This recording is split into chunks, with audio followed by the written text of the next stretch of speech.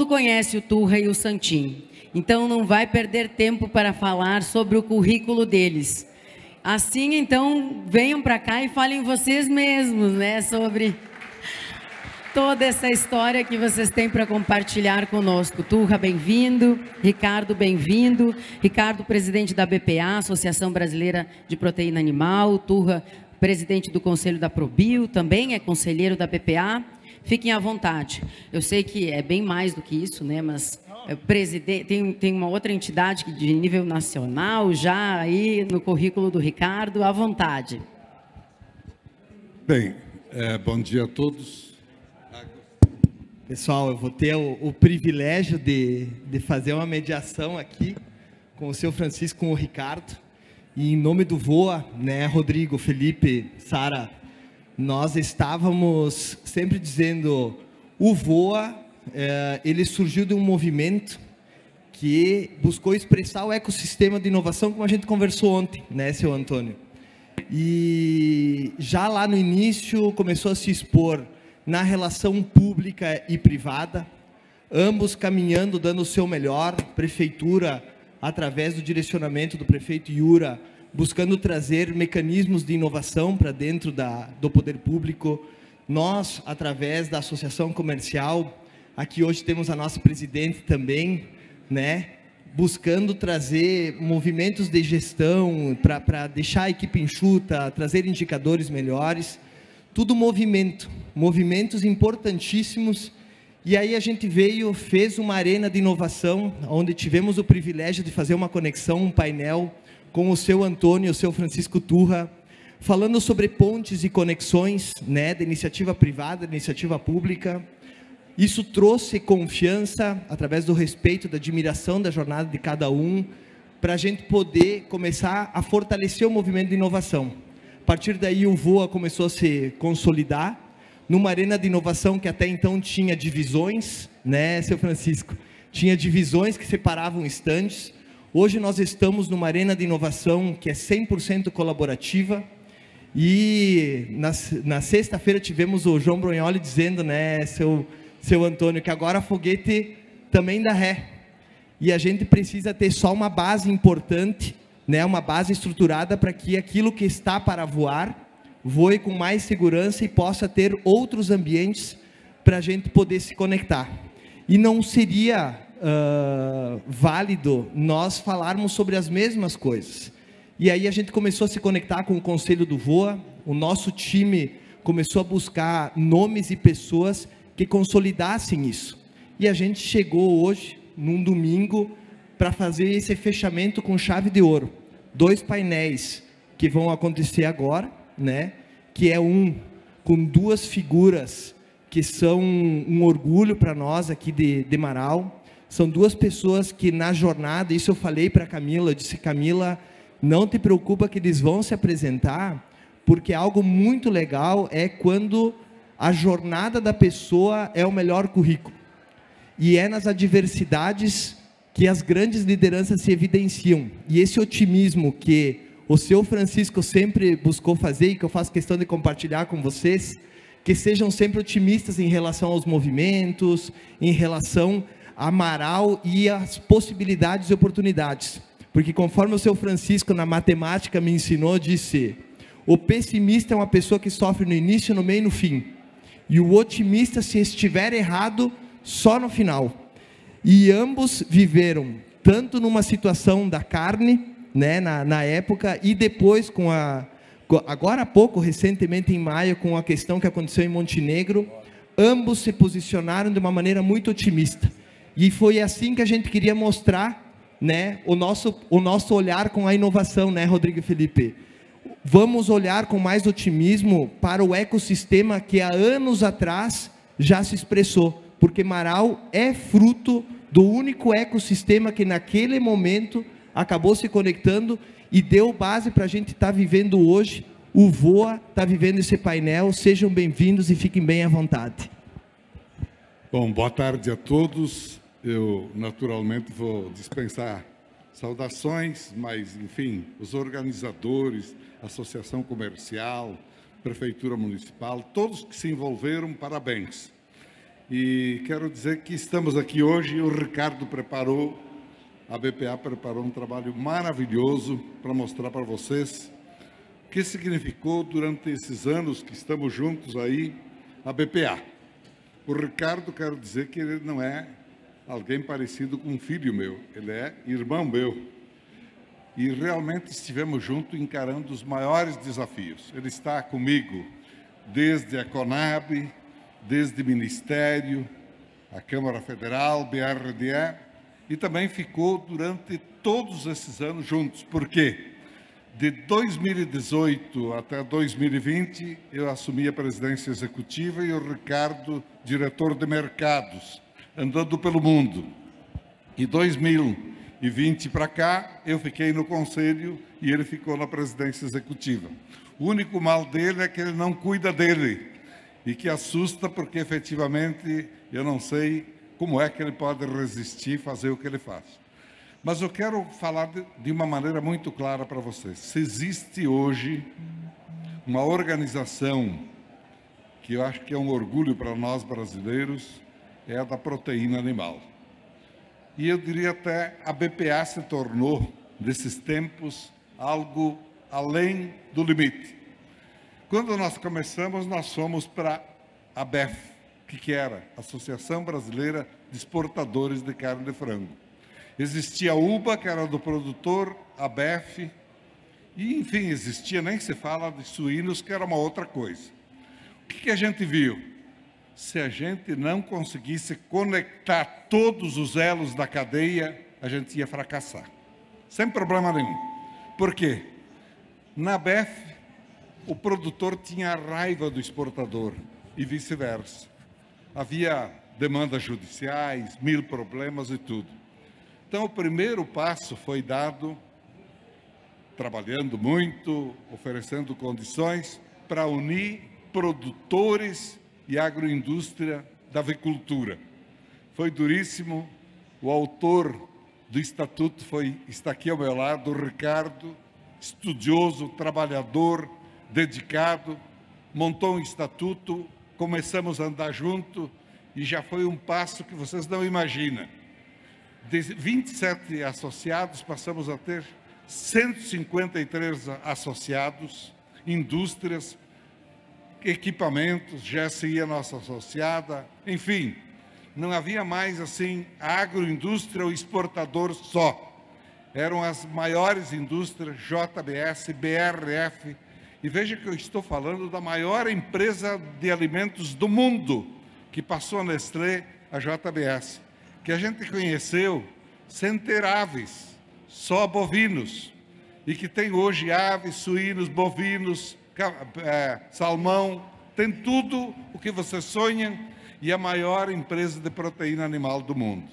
Então, unimos UBA e ABEF, ficou UBA-BEF, ficou depois suínos quiseram vir conosco, e juntos com eles também aconteceu um salto de ouro. Então ficou uma empresa gigante, a BPA, uma entidade, eu não tenho dúvida hoje, a melhor entidade do Brasil, pelo respeito que o governo tem, pela participação dos associados, 95% de produção e exportação de carne está na BPA, 80% de suínos ia ser mostrado aqui na BPA, e esse é o trabalho, e esse é o fardo que a gente carrega. E uma coisa quero dizer a vocês de forma muito clara, nunca na vida, em algum recanto do mundo, deixamos de ser marauenses.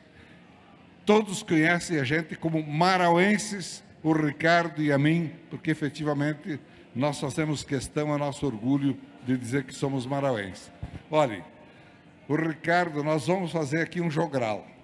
Eu fiz uma abertura, vai ser uma coisa leve, mas mostrar um pouco do que a gente é. Vocês não sonham como foi duro, momentos difíceis, de descrença, carne fraca, agora Newcastle, agora, há pouco tempo, uma coisa que para nós lutamos desde o primeiro dia para evitar influenza aviária, mas até nisso o Brasil teve a bênção de Deus e a força de uma entidade. Imaginem vocês, Estados Unidos, bilhões de dólares, eles tiveram um caso, 2 casos, 1000 casos, continuam tendo casos de influenza aviária. O Brasil teve muitos casos, assim com aves migratórias.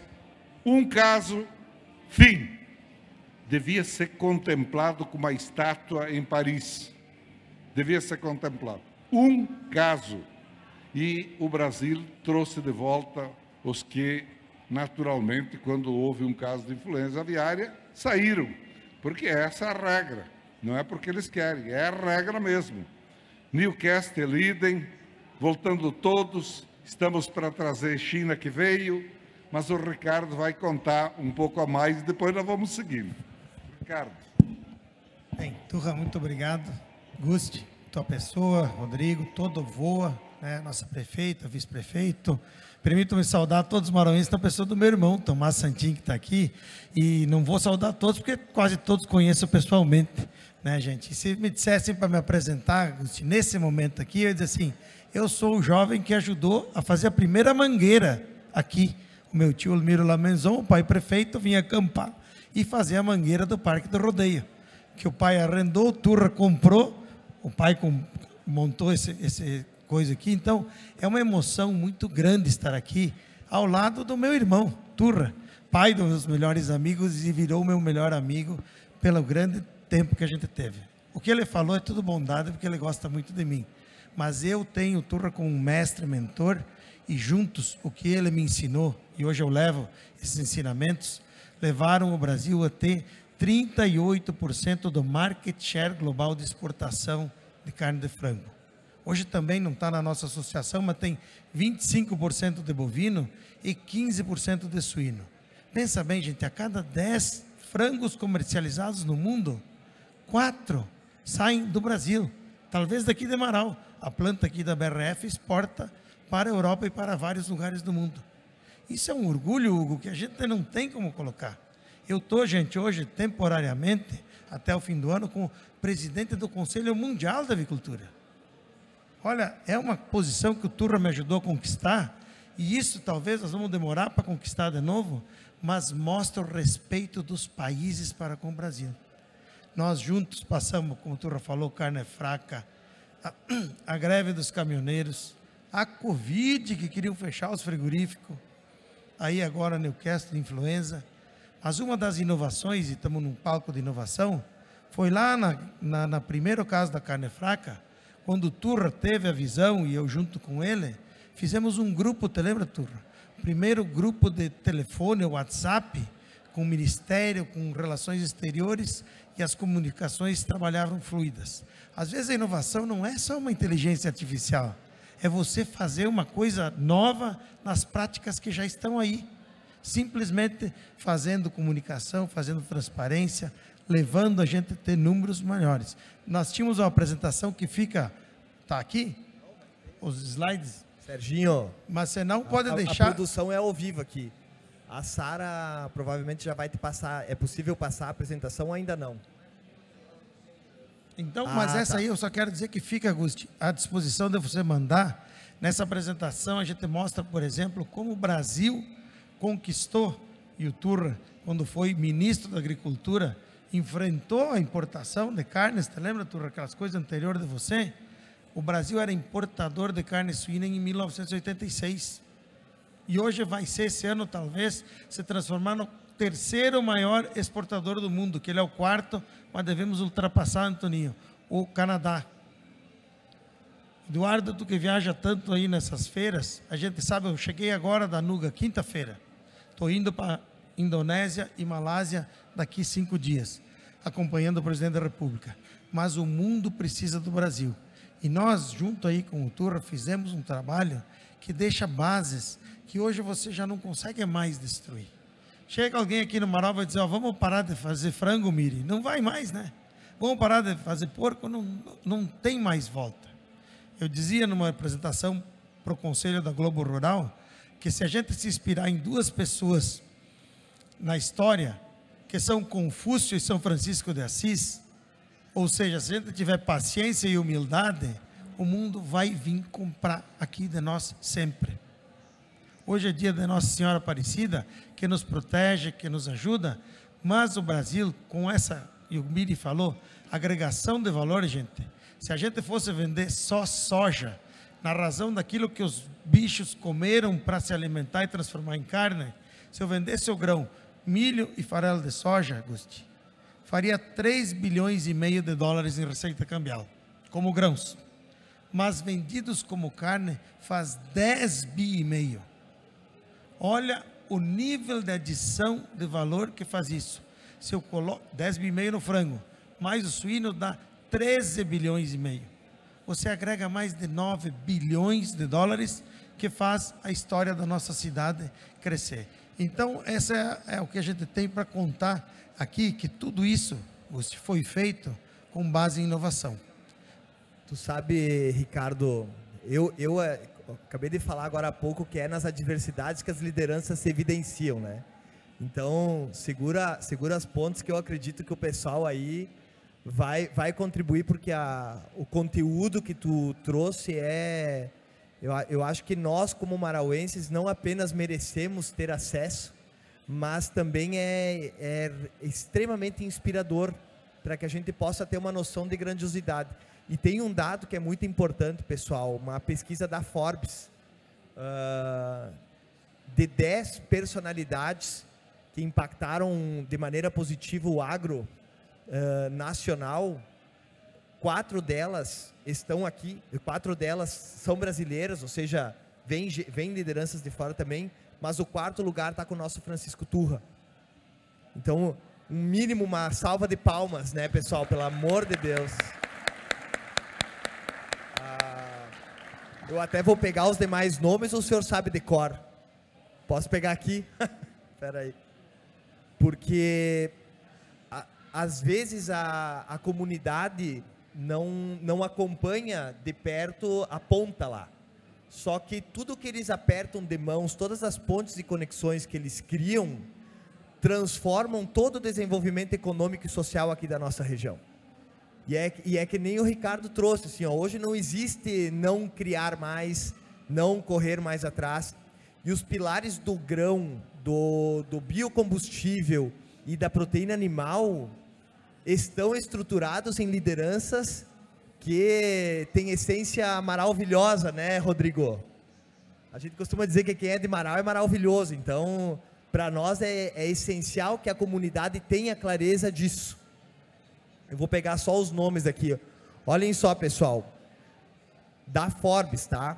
Agronacional Marauense, tá? Francisco Sérgio Turra em 4º lugar. Paulinelli, Roberto Rodrigues e Tomazoni, CEO da JBS. 4 figuras que impactaram de maneira positiva, segundo a Forbes, no agronegócio nacional. Gostaria que vocês falassem um pouco sobre essas conexões e essas pontes que vocês criam, e como que isso impacta diretamente, porque uma coisa é alguém que tem buscado acompanhar e que tem o papel de conectar com o público, falar. A outra é, na vivência de vocês, mostrar como que isso é feito, como que é essas pontes, como que esse grupo de WhatsApp, que parece um grupo de WhatsApp simples, mas que inibiu, e eu acompanhei tua última entrevista no Roda Viva, o pessoal... jornalistas falando, não, porque agora o mercado sentenciou o Brasil. De 120 players do mercado, apenas 20 tinham feito isso. Ou seja, não é o mercado. Então, tragam o desafio que é o dia a dia de vocês, para abrir portas e principalmente para evitar que elas sejam fechadas por interesses externos.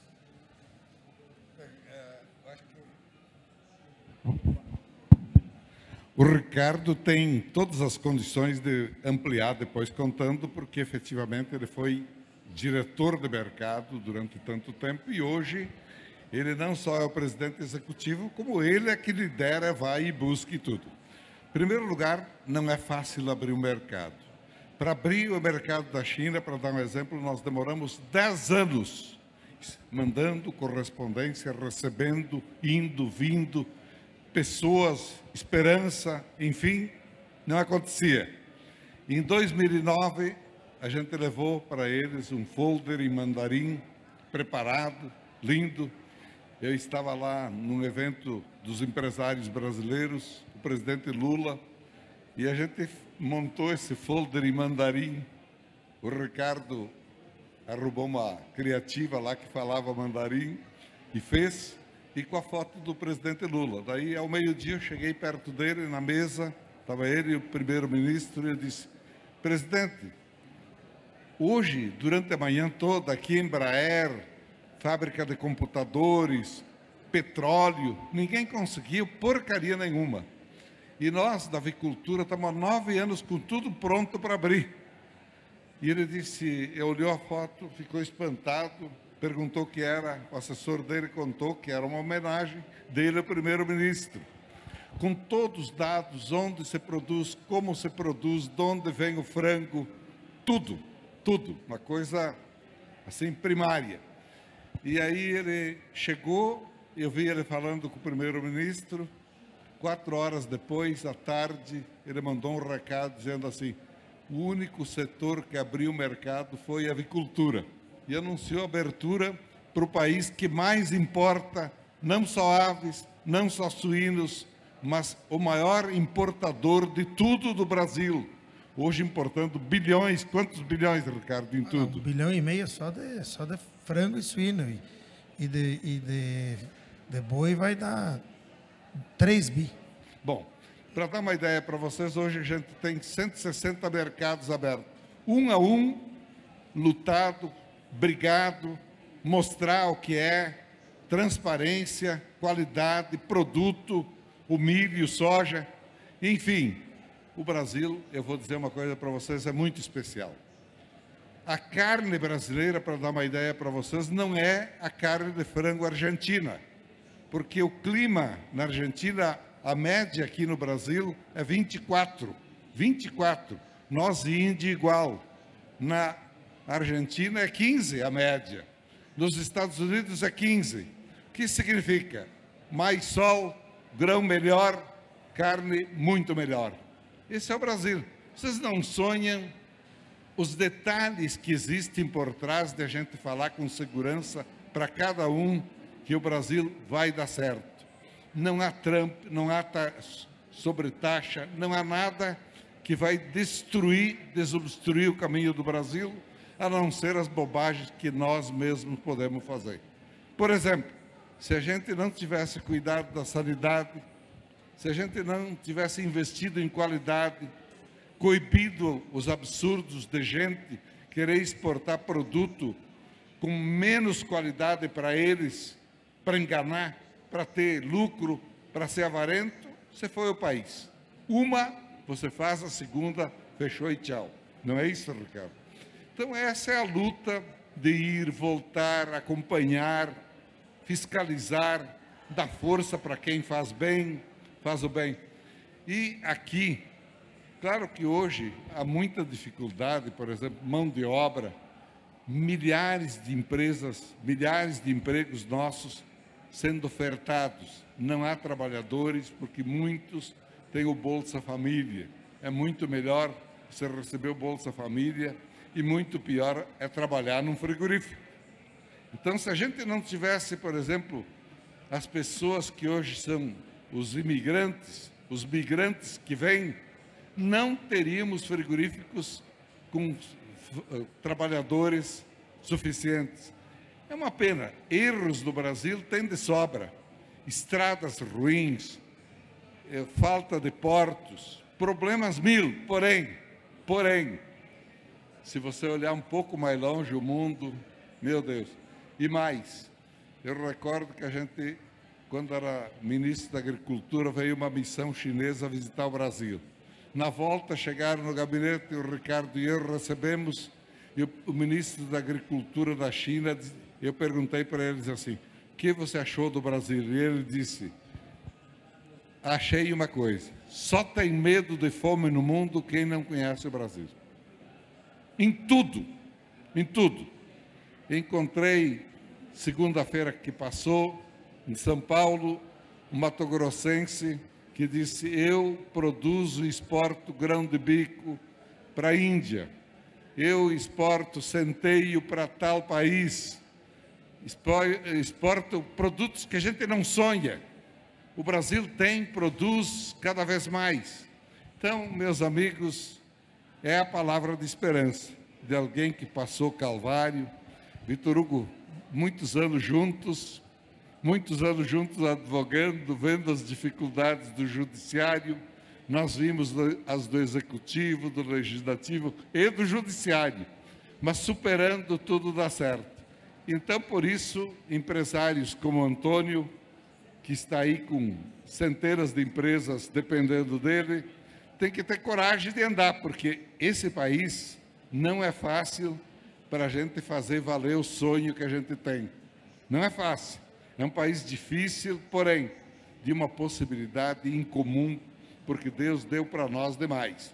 Água, solo, diversidade de grãos, clima, tudo o que você sonha tem esse país para produzir alimentos, que é a riqueza que o mundo não despreza. Ricardo, siga. É isso, Torre. Aqui veio os slides aqui, que nós vamos passar rapidamente, já por causa do horário. Mas só para responder, Gusti, as conexões, elas são tão importantes que elas dependem também de um fator que eu e o Turra temos de sobra, que é o pertencimento. O Turra, quando eu estou lá, eu vou ir na COP agora falar em nome da nossa agricultura, os caras vêm falar, olha, estamos fazendo microbacias hidrográficas. O Turra foi quem começou aqui em Marau 40 e tantos anos atrás. Sabe? Isso te dá pertencimento. Quando eu me lembro que o meu pai foi quem trouxe eletricidade para o município, você vê o desenvolvimento que a indústria e o agronegócio traz. Rapidamente aqui o Turra já falou da nossa história, e aqui eu trouxe até um pouquinho só para ilustrar um pouco da nossa história, minha e do Turra. Hein, Turra? Nós dois com cabelo preto, né? Olha aqui, ó, indo nessas viagens, exatamente isso, Gusti, olhando, viajando o mundo afora, desde as primeiras feiras, onde nós começamos a conquistar espaço, mostrar um Brasil, que é isso que o Turra disse, ó, água, grão, clima, disponibilidade de terra, gente, onde tem estresse hídrico no mundo, onde tem mais água que o Brasil, tem neve, está congelada, que é na Rússia e no Canadá, né, Turra? E aqui, se você pegar um país com mais de 2 milhões de quilômetros quadrados, com mais de 100 milhões de habitantes e mais de 1 trilhão, o Brasil está entre eles, 4, 5, só, né?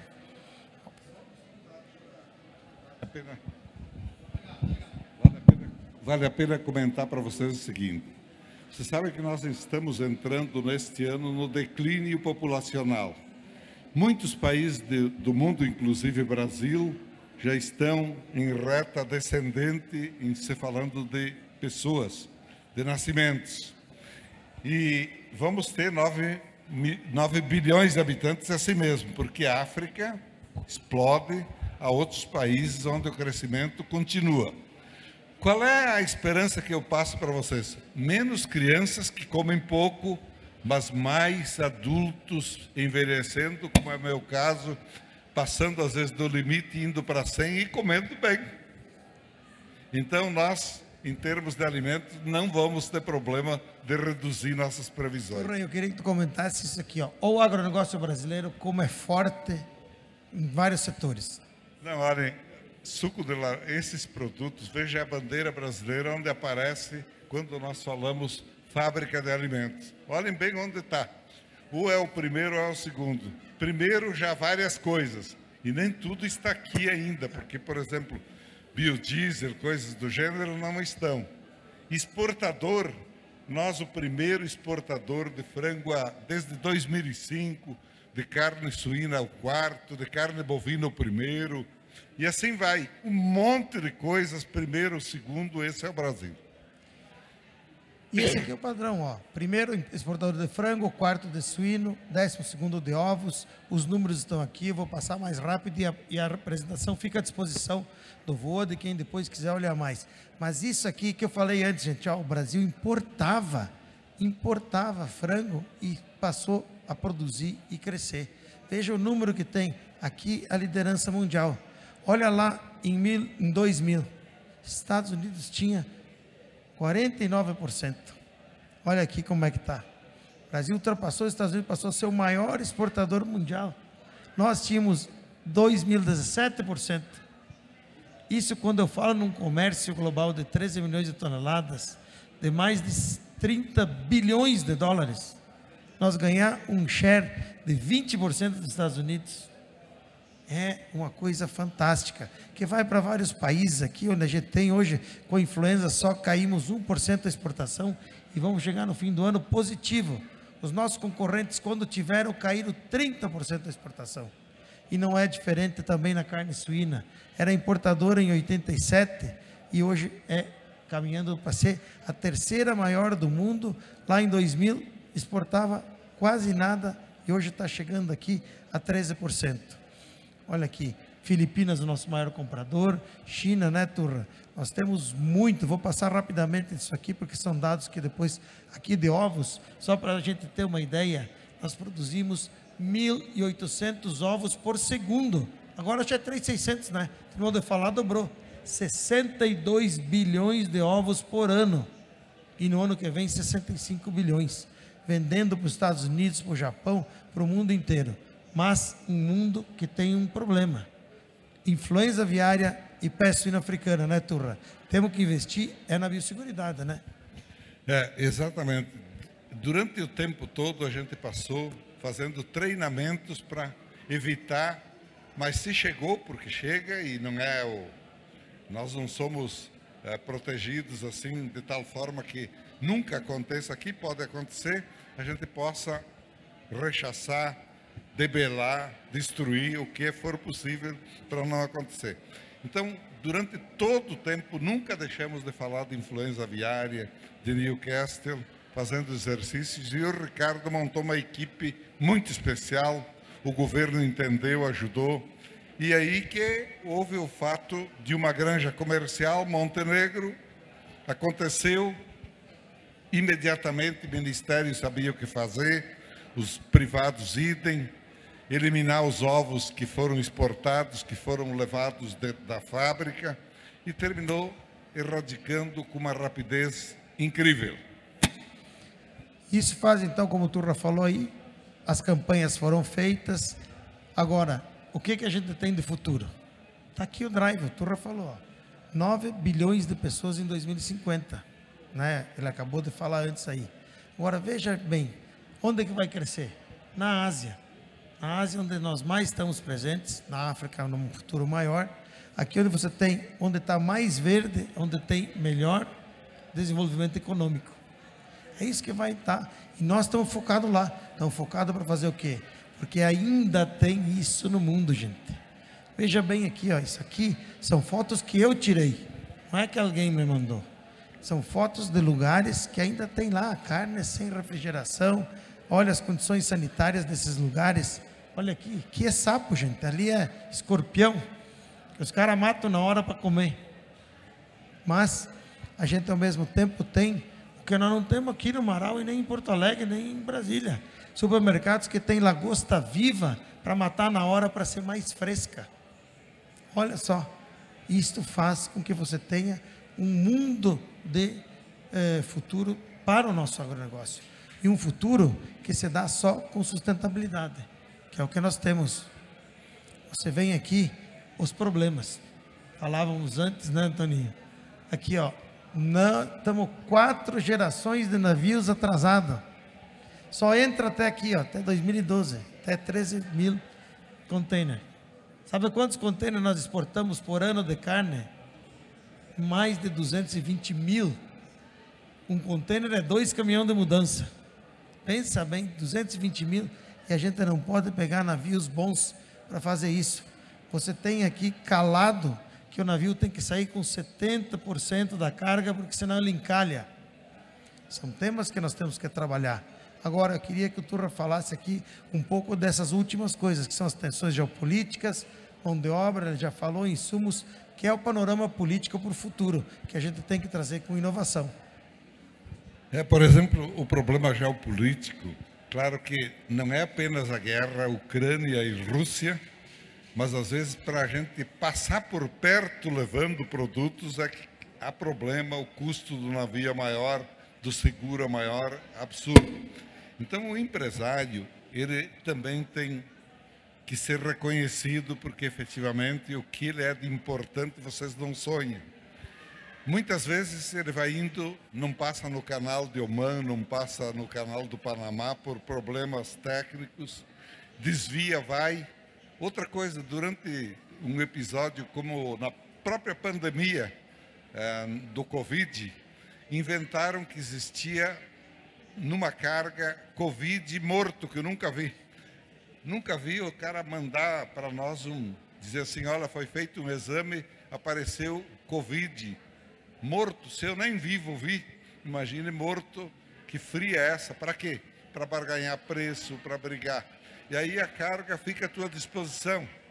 O empresário tem que ir lá, remover, arrumar quem compra, mandar fazer exame, custo. Então, realmente, é um elogio que eu quero deixar bem registrado aqui a quem está junto conosco. Se não fosse ele, vocês imaginem a perda que termina refletindo no produtor. Mas olhem, se existem dificuldades, há coisas boas. Os insumos, o Brasil produzindo cada vez mais, os entraves logísticos, eu imagino, agora o segundo Porto Antônio há de vir aí, que vocês estão lutando, também com um monte de dificuldade e um monte de brasileiros contra. Um monte de brasileiros causando toda sorte de dificuldade para o Rio Grande do Sul ter o segundo porto. Santa Catarina tem 5 portos. Nós temos 1. Então, é absurdo também. Mas, enfim, vai acontecer o outro porto, a mão de obra vai se matando o que dá com a mão de obra que nós trazemos de quem vem deportado ou às vezes até por necessidade, como aconteceu com os afegãos, como aconteceu agora com os próprios da Ucrânia, os ucranianos. Encontrei ontem aqui uma libanesa servindo para nós num restaurante, Hugo, onde nós estávamos ontem, no La Torre, uma libanesa aqui integrada a nós, e é por aí que nós vamos. Pode ir colocando mais. Para finalizar, antes de nós dar nossa mensagem final, eu queria convidá-los para assistir esse pequeno vídeo de 2 minutos. Consegue rodar aqui? Ah, não. Consegue rodar o vídeo? Ah, não consegue? Então tá, não. Então é sem vídeo. Esse é um... Ricardo, fica tranquilo. Primeiro eu quero te agradecer por possibilitar que a gente compartilhe essas informações. Sem dúvida. Porque dentro do VOA a gente costuma dizer a troca, ela exige uma confiança muito grande, né? Porque são dados estratégicos que podem fazer toda a diferença, não apenas para as empresas atuais, mas para novos projetos, novas possibilidades de um hackathon, né, Rodrigo? De nós criarmos movimentos de inovação que fortaleçam isso. Até eu brinquei contigo que eu acho que era legal também o próprio vídeo do Suassuna que tu tinha compartilhado, porque hoje a gente compra muitas informações de internet que não são de fontes seguras. E nós aqui, numa arena do VOA, estamos tendo acesso a informações que vêm direto da fonte e sancionadas por quem está à frente da fonte. Então, da nossa parte, obrigado. Gostaria que vocês deixassem as considerações finais e vamos dando andamento aí no painel. Bom, eu queria agradecer mais uma vez, Gusti, você, toda a Expo Marau, dizer da emoção de estar aqui primeiro com o Turra, que é quem eu acompanhei ele há tantos anos só carregando a pasta, estar aqui com ele num palco junto, falando é algo que me emociona, estar aqui nesse parque, que me traz memórias afetivas do meu pai, da família, de onde eu cresci, né? Eu estou muito emocionado e feliz de estar aqui e convidar também para que em agosto, eu sei que vocês do VOA vão lá no nosso Salão Internacional de Proteína Animal, que é a maior feira de proteína animal do mundo, que vai acontecer em São Paulo, de 4 a 6 de agosto. Mas terminar dizendo o seguinte, a inovação é essencial. Agora, nós estamos em um processo, um tempo histórico, que também é de ruptura. É um processo que é de disrupção, inteligência artificial, com movimentos. Estamos a um passo do computador quântico, que é algo que abre um mundo que a gente nem imagina. Mas não é diferente de quando inventaram a eletricidade. Quando inventaram a primeira máquina, também foram processos de ruptura histórica, e que aqueles que souberam entender as mudanças, eles foram adiante e saíram na frente. Mas um dos melhores passos que deram em todos esses processos de rupturas históricas foi que investiram em pessoas, investiram em conhecimento. E é isso que nós estamos fazendo aqui. O conhecimento, as pessoas, as tecnologias mudam. Mas quando a gente está em inovação, ela está muito mais na cabeça da gente. Ter coragem, empreender, fazer. E é isso que Marau hoje é uma cidade diferenciada, porque tem um povo acolhedor, um povo inteligente, empreendedor, que chegou onde está. Então, muito obrigado pela oportunidade, que Nossa Senhora Aparecida continue a nos iluminar por sempre. Um abraço.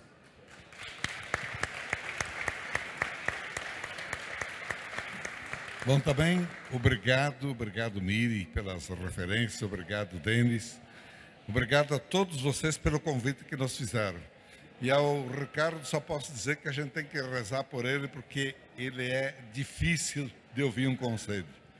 Eu dizia quando eu trabalhava com ele, de tanto que ele passava lendo, às vezes, noite olhando, dizia: Ricardo, você continuando assim, eu vou te ver caminhando na Faria Lima, falando sozinho. E então, Ricardo, nossa torcida, minha torcida, é que você diminua a velocidade, continue prestando esse serviço extraordinário ao país. E digo mais para vocês, que orgulho um país como o nosso ter o presidente mundial da avicultura do Brasil aqui conosco nessa noite. Na América Latina, todos os países ouvem e seguem o Brasil, todos, permanentemente, não fazem um passo sem ouvir e ligar para a nossa BPA. Fiquei 15 anos lá também, e eles ouvindo atentamente. O mundo inteiro, na Europa, o Brasil tem liderança, chega, fala, tem voz e vez, endireita rumos, é isso. Então, eu acho que para nós aqui em Marau, numa feira como essa, a gente vem muito para olhar o futuro. Eu duvido que vocês passem alguns minutos olhando para o passado. Choveu, caiu, isso passou. Para o retrovisor, a gente tem que olhar de leve para não tomar uma peixada por trás, uma batida. Mas o visual nosso é realmente o vidro dianteiro.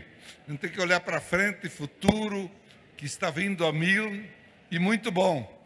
E espero daqui 20 anos estar aqui de novo para falar bem de outros setores também. Obrigado.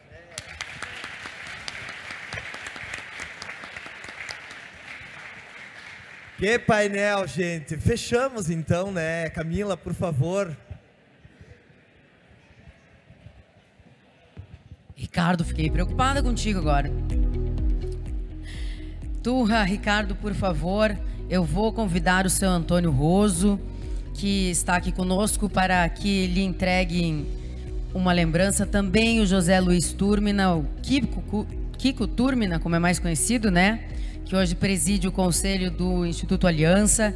E eles já permanecem no palco para falar sobre o case do Instituto Aliança.